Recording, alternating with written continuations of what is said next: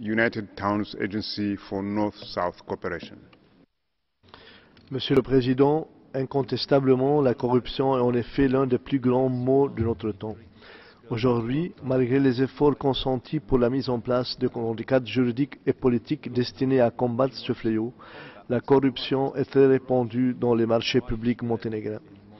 Les contrats publics dans le secteur de la construction, du commerce, de l'agriculture et de l'informatique sont souvent considérés comme truqués pour répondre aux exigences des entreprises ayant une influence ou des liens politiques. Monsieur le Président, la capacité institutionnelle de suivi des appels d'offres publics a été renforcée par la loi qui exige la publication de tous les marchés. Seuls les progrès limités ont été réalisés en termes d'application de cette loi. La faiblesse des mécanismes de lutte contre la corruption entrave les efforts visant à accroître la transparence et renforcer le contrôle des marchés publics par les autorités et organisations.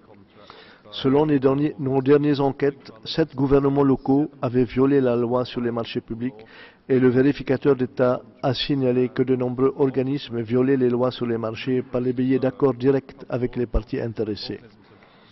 Nous appelons la communauté internationale dans son ensemble, la société civile en particulier et le secteur privé de mettre en œuvre des procédures spéciales de diligence raisonnables pour contrer la probabilité de rencontrer de la corruption dans le processus de passation des marchés et à redoubler les efforts pour mettre en place une gouvernance constructive, juste et équitable. Merci, Monsieur le Président.